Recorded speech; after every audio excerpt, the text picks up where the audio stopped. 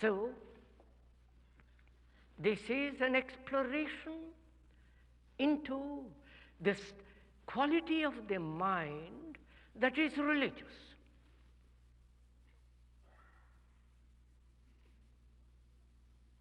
And that quality of mind is not separated from the daily living.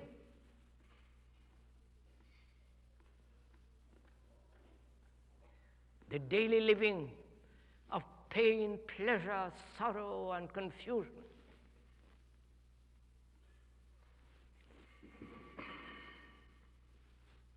First of all, to inquire into this, there must be freedom from all authority.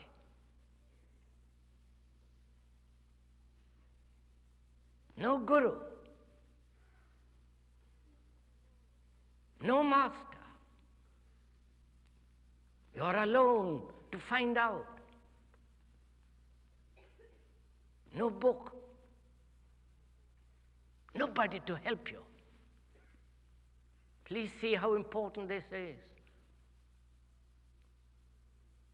Because we have given our trust, our belief, our faith to others.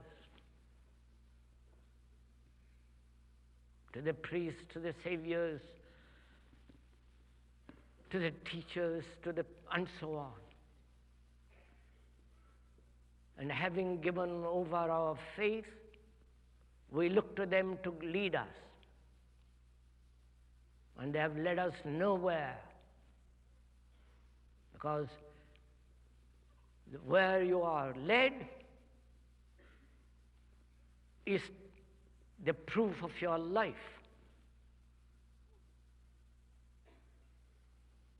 Which is our constant battle with ourselves, with our neighbors.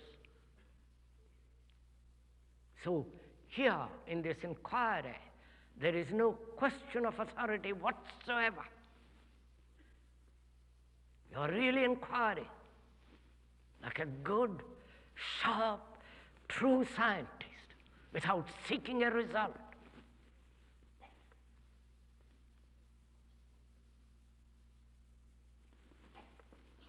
So, when there is no authority whatsoever, then there is no system, no practice. Right? System, practice, and method implies a routine, a forming of habit.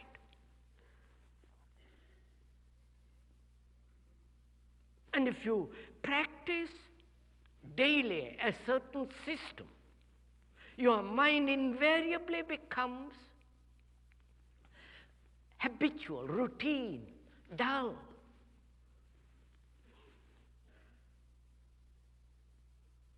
That's so simple, so obvious. So systems, methods, practice must completely disappear. See what is happening to the mind.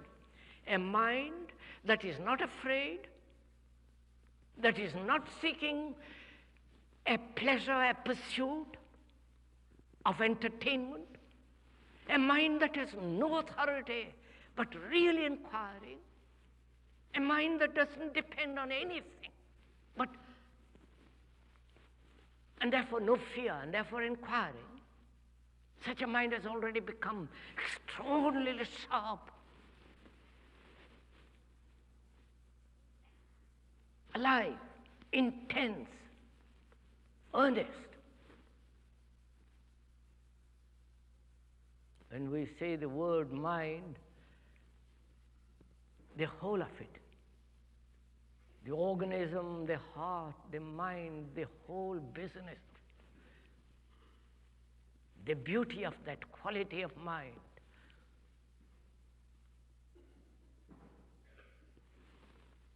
So, no method, and a mind clear, inquiring, observing, and learning as it is observing. And learning is not different from action. To learn is to act. If you learn about nationality, the dangers of separation, of division of people, if you observe it, understand it, the very understanding of it puts an end in action to division, to separation. So observation is astonishingly important.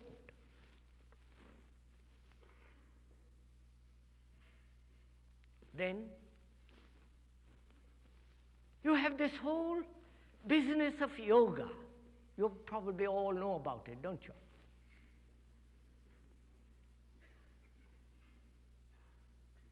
There are so many books written about it. Every Tom, Dick, and Harry who spent a few months in India and taken a few lessons becomes a yogi. And you fall for it. You know, that word, yoga, has many meanings. But yoga implies a way of life. Not just practice some silly exercises to keep young. A way of life in which there is no division and therefore no conflict, which is the way the speaker looks at it.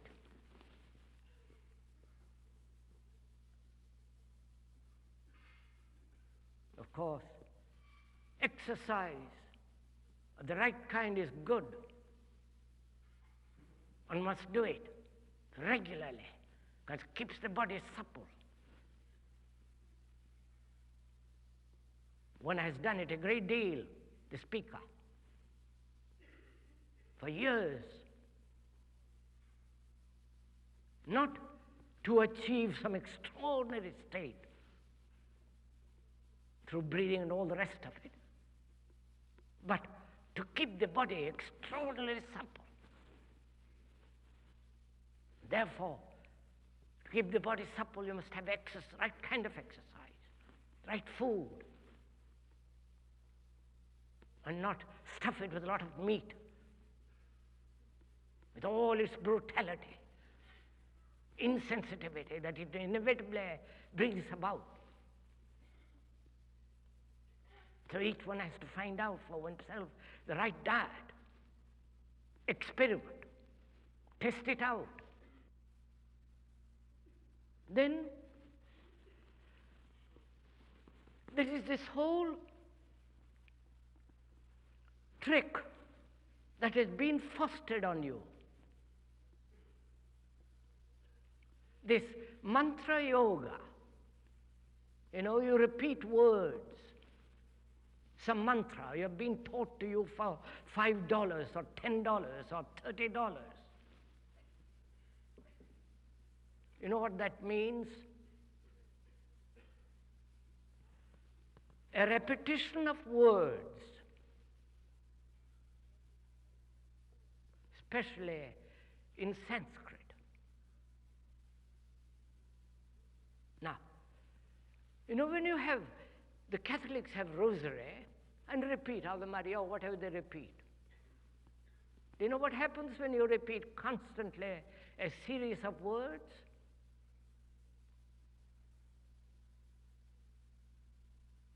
You kind of mesmerize yourself into tranquility.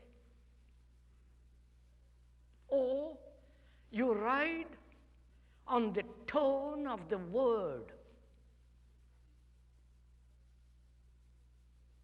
You know, when you repeat Hare Krishna, isn't it that they repeat now? Or Tom Tom, or Coca-Cola, or Ave Maria. When you keep on repeating, it produces a certain sound. inwardly.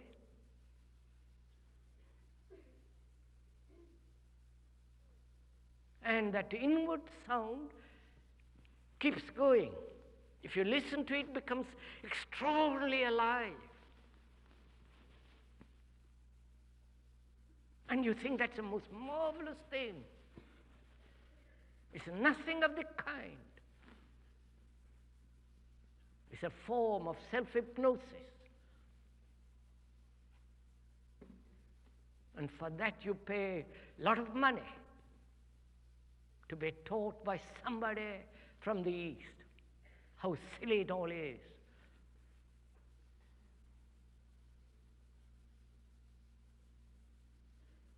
And that too has to be rejected completely. Then we come to something quite different,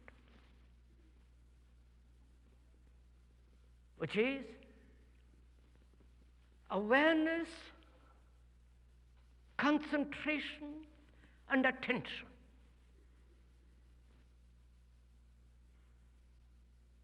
I do not know if you have gone into this. Not by reading books, not by being taught in a school in Asia somewhere, in a monastery, how to be aware. But if you have gone into it, you will see what it means for yourself, not be taught by another. There is no teacher, no disciple. You are both the teacher and the disciple. So you have to learn for yourself what awareness means. To be aware of the hall in which you are sitting, as you are sitting there. To be aware of the colors, the proportion of the hall. Not to say it's ugly, beautiful, just to observe. As you walk down the street, to be aware of the things that are happening around you. To observe the clouds, the trees, the water, the light on the water, the bird with its flight. Just to be aware. Both outwardly, without any interference by thought, which says this is right, this is wrong, this is beautiful, this is ugly, this is should be, should not be. But just to be aware.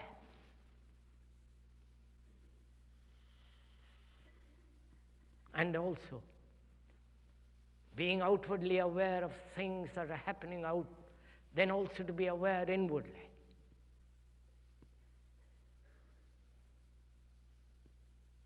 To watch every movement of thought.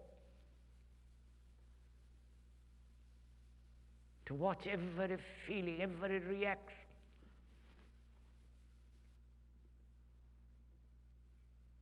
You know, that makes the mind extraordinarily alive.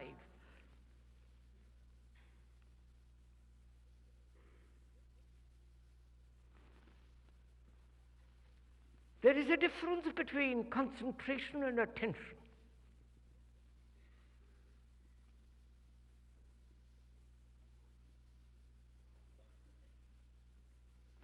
Concentration is a process of exclusion.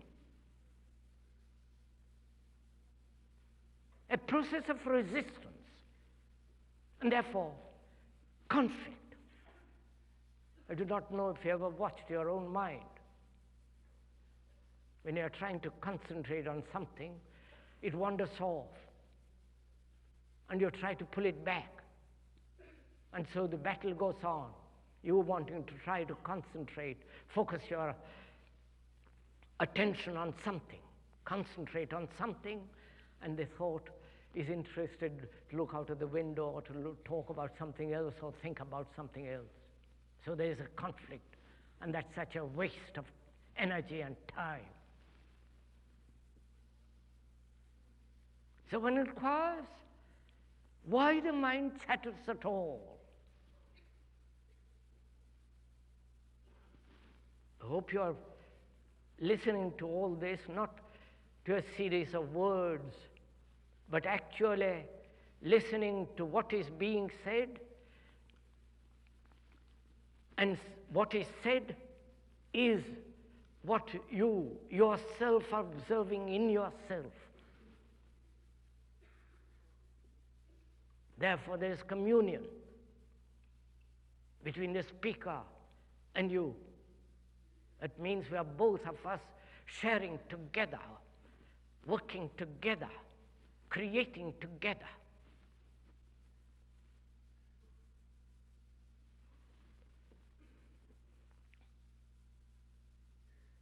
Concentration is fairly easy.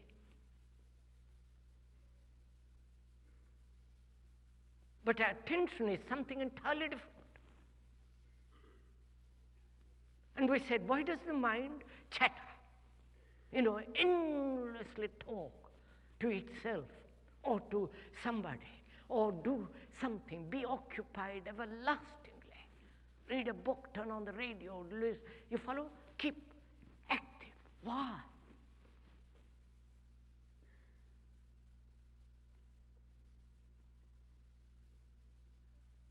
First of all, if you have observed it, it's a habit,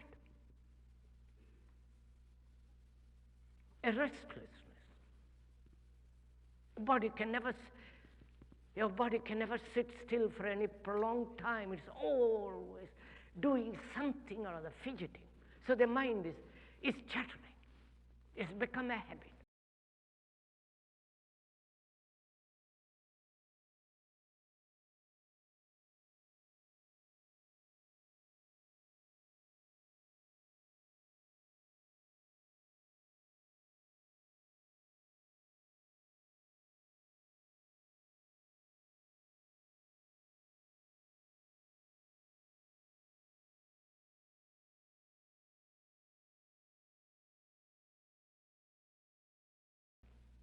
So the mind demands that it should be occupied. Otherwise, you are frightened not to be occupied. So it chatters endlessly.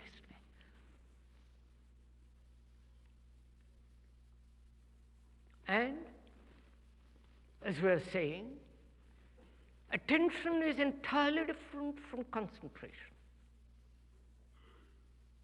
Awareness and attention go together, not concentration. A mind that is intensely attentive can observe very clearly, without any distortion, without any resistance, and yet function efficiently, clearly, objectively when necessary. Now, what is the quality of such a mind?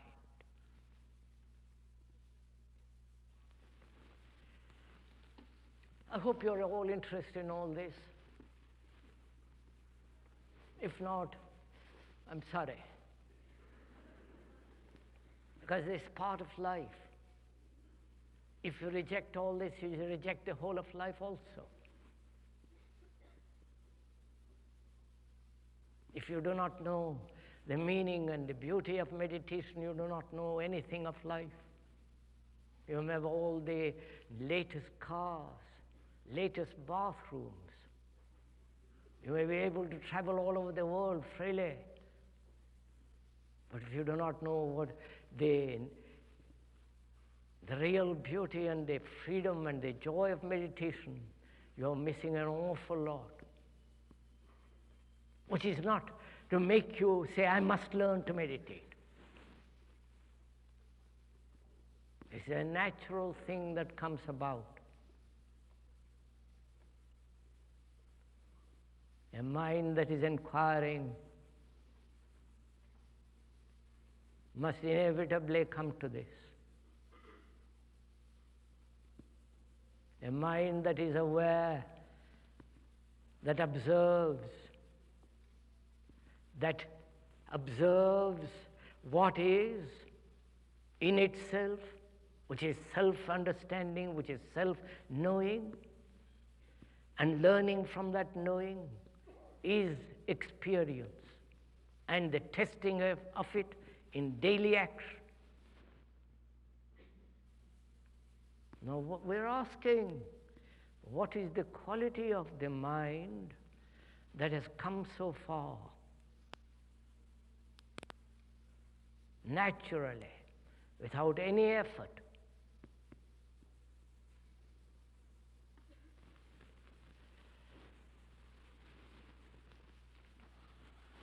You know, when you look at something,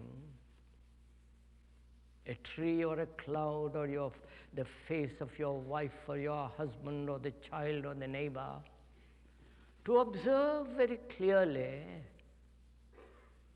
you can only observe out of silence.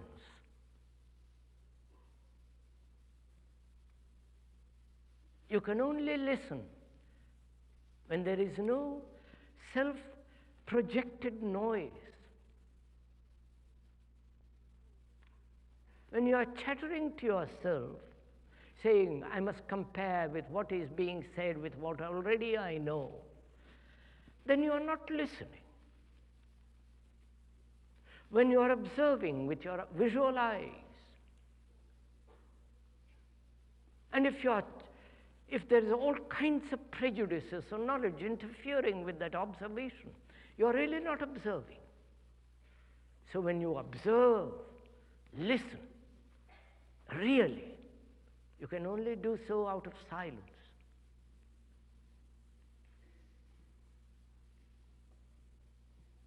Now, and when the mind is completely silent, I do not know if you've ever gone that far, and if you have, which is not something that you cultivate, take years to come upon, because it is not the product of time. It's not the product of comparison. It's the product of observation in daily life, observation of your thoughts, the understanding of thought. So the mind becomes extraordinarily quiet, not asleep, but highly active in that silence. It is only such a mind that can see what truth is, can see if there is something beyond or nothing beyond.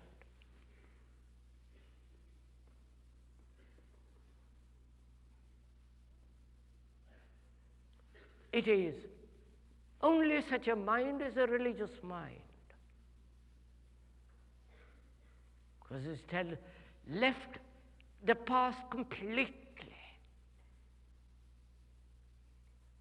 though it can use the past. And religion then is something that cannot possibly be put into words. It cannot be measured by words. For thought is the measure. And as we said, thought is the response of the past. And the thought is never free. It is always functioning within the field of the known.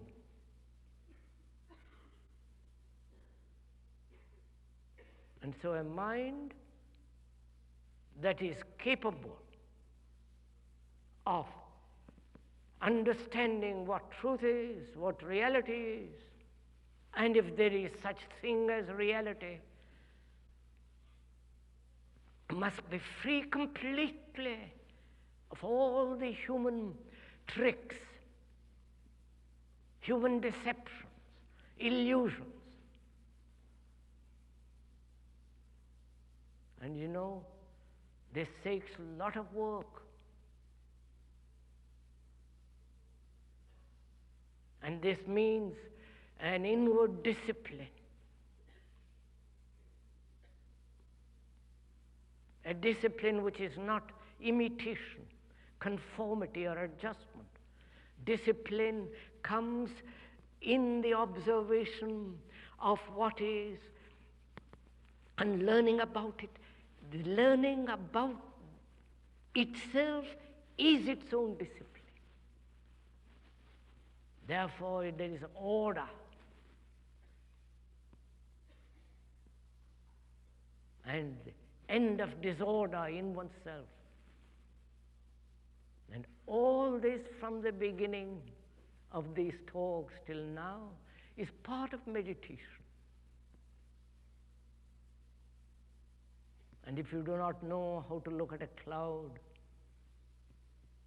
or see the beauty of the water on the sea, or the line of the hills with their splendor,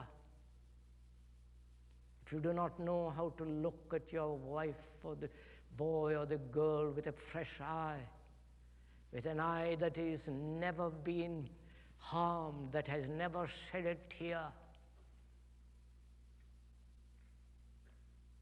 it's only that innocency. That word means a mind that has never been hurt. It's only such a mind can see what truth is.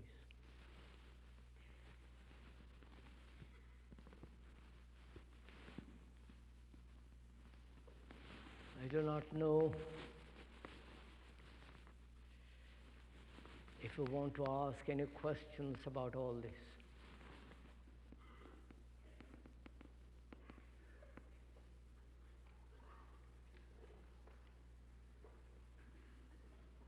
A while ago I had for myself verified what you say is that key to inner freedom is observer and observed being one. I had a very laborious and tedious work to perform, for which I developed a great resistance. What are you trying to say, sir? Would you mind talking loudly and being brief? Because otherwise I have to repeat it. Yeah, I only want to... Just a minute, sir. To be clear.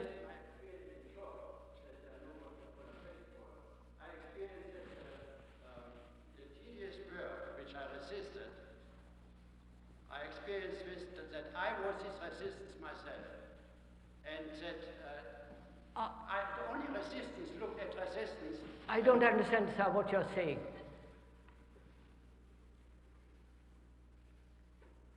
I can't hear it properly. I experienced this observer and observer being one. You are saying you have experienced the observer and the observed being one. Right, so then what?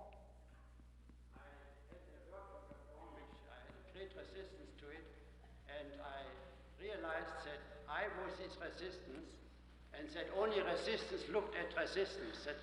And then suddenly that resistance was gone. It was like a miracle. And suddenly I had even physical strength to finish my... Non capisco niente. I mean, I'm sorry. I don't understand what you're saying, sir. I'm sorry. I cannot... Would somebody...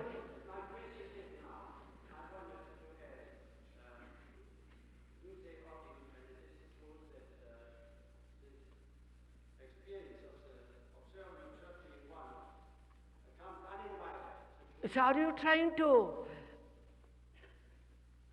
say that the observer and the observer is one, and you are trying to confirm what I'm saying? I had an experience. Yes.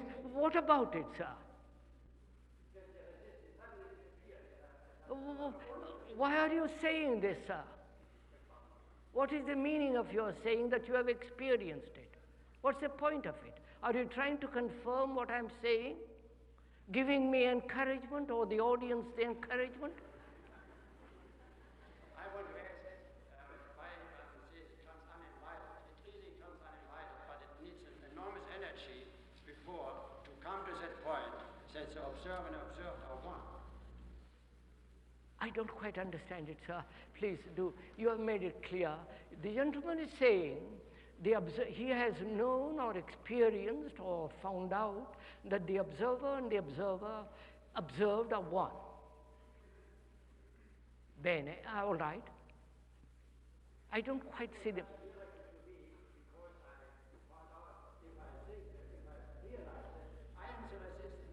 Oh no, sir, this is just...